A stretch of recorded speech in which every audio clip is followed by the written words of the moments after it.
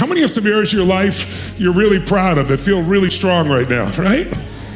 How many got some areas that need a little ass kicking here to turn around? So we're gonna make sure we do that, and it's quite a journey. It's like life is seasons, right? And there's winter time, there's springtime, there's summer, and there's fall. Well, everybody loves springtime because it's easy. Things grow easily, you don't have to work at it, flowers pop out, it's a wonderful thing. If you start a business in springtime, you think you're just a genius because everything goes well, and you just are starting in the right season, right? Then there's the summertime. You've been really working hard, and now it gets harder. And all of a sudden it's hot and difficult, and you gotta protect things and make sure they make it through the summer. Then there's fall, where you get to reap like crazy. It also feels easy again. And then what follows fall is winter, where it can sometimes feel like winter's forever. But no pandemic is forever, no war is forever, no economy is forever. There's only one rule in life: everything changes. But we're here in the next few days not just to make change, because quite frankly, change is automatic. You don't have to work on change. If you do nothing, the economy is going to change. If the government does nothing, it's going to change. That's the nature of things. If you do nothing, your relationships will change. If you do nothing, your body will change. Even if you do a lot of things, it will change. And so the real secret is not change. The real secret is change is automatic. Progress is not. Progress requires consciousness, requires awareness. And so we're going to develop some tools here, because most of what influences us is our unconscious mind. Most of what influences us is habit. Researchers now say that more than 65% of what everybody does and thinks in an average day is pure habit. And if you think about it, most people have the same emotions pretty regularly, don't they? They get, happy, excited, pissed off, worried, frustrated, happy, excited, pissed off, worried, frustrated. There's patterns to emotions. There's patterns to how we deal with things. And the problem is we think we're our pattern, so we think there's something wrong with us. Well, that's usually because it's a pattern, it's a habit. And if you think it's something wrong with you, it's really hard to change you.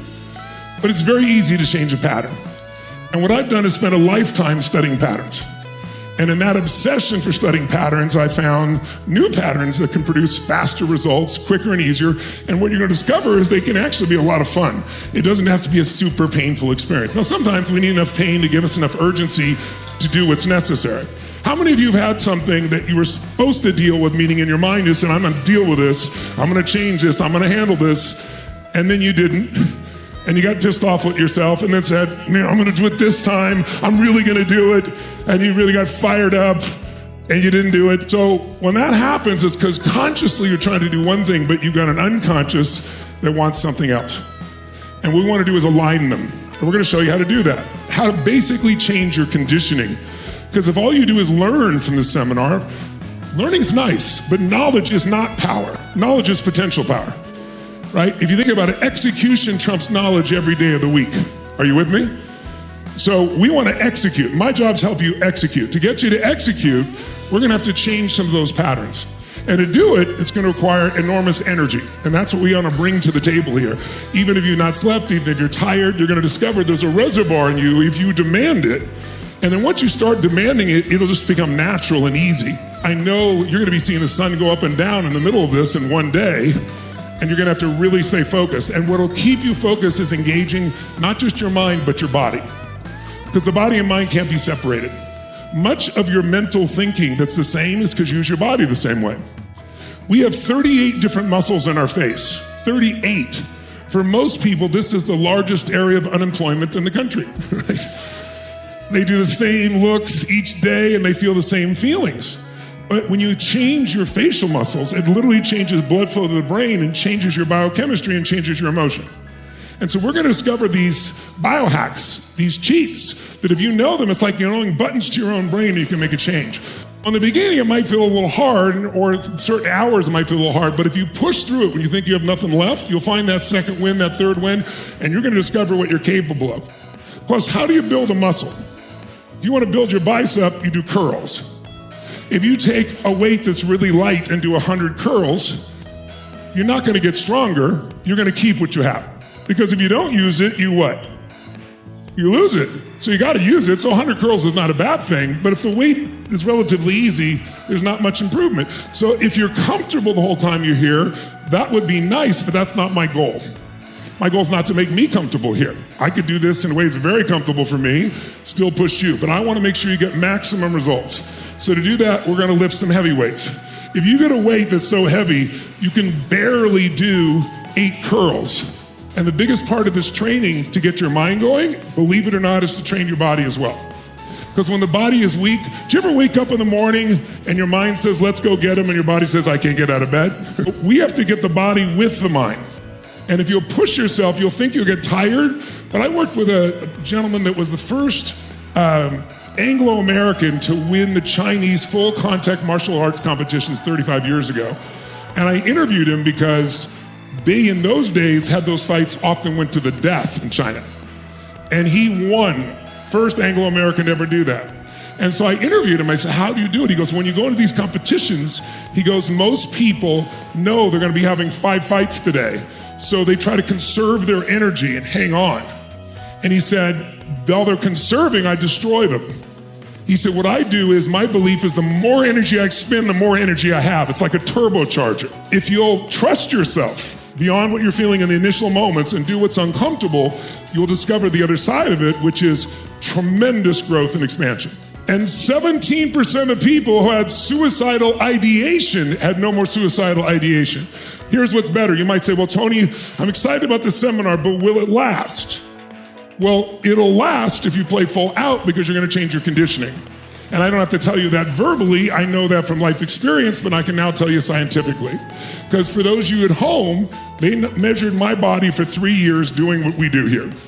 And they put this device on me. It's a $70,000 device, and it measures everything from heart rate variability to anything you can imagine. They did my saliva to figure out my hormones every break. Then they did that for people in the audience. Then they did it for you at home in 30 different countries.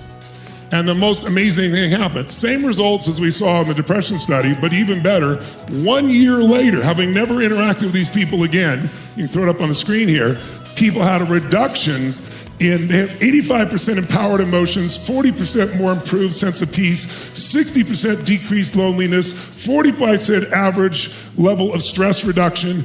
It just almost a year later. And the only reason it was 11 months instead of 12 is COVID was stopping, and they had all the stats during COVID so they could see. So I'm only telling you this because if you're skeptical, I can appreciate that. But I want you to know everything we're doing, including the stupid things like jumping, are a way of changing biochemistry. So here's what they found. As I teach, I go into a state and all of you follow me. If you see some people that say rowing and you watch it and you have connection, unconsciously you start to do that in your own body. It's also how you can look at someone and feel what they're feeling. So mine's fairly highly developed since I've done this for a lifetime, right? But what's interesting is when they follow the audience's biochemistry, there's a state that the best athletes in the world go in. Tom Brady's down by 10 points. It's the fourth quarter. There's 2 minutes left, and he comes back to win the Super Bowl. How does he do it? If you watch, he goes into this zone, and it's like nothing stops him. Well, that zone is a surge in testosterone that explodes. That allows you to focus, and whatever you learn, you remember. It brings an emotional connection. It's like if I asked you, where were you on 9/11? How many remember the moment you heard about 9/11, where you were sitting, who was around you? Because information with emotion is remembered. If I asked you, where you on 8/11, unless something cool happened or something really terrible, you have no idea. So we're going to use our motion of our bodies, emotion, sound, to produce this, and that's also how we get the testosterone to explode. But here's what's interesting. Testosterone can create stress also. When we go into this state, they call it championship biochemistry. When you do this state over and over, you'll start experiencing it by the night or midday through this day if you play full out. You'll start feeling like, I'm tired, and you push yourself through it, and then this surge will happen. But then cortisol, which is the stress hormone, drops, which never happens.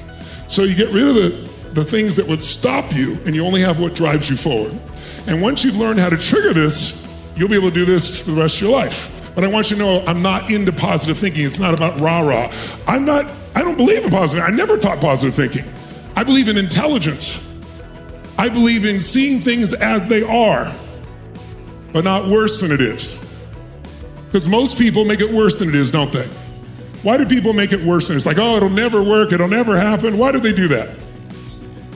Because they're afraid of failing. We're all afraid if we fail, that says something even deeper, that we're not enough. If we're not enough, that feels like emotional death to most people. So rather than put ourselves on the line, we come up with a reason why we can't do it because it'll never work, it'll never happen. But the bottom line is, if you play full out, you'll see these same biochemical changes. And they don't just happen today. Once you do them again and again and again, you'll have access. Now you still have to do your part, but I'm gonna show you a little thing you can do, literally 8 to 10 minutes a day, and you'll fire it all off again. And you'll have it all available to you over and over because it'll be in your nervous system. Who's up for this? Say aye.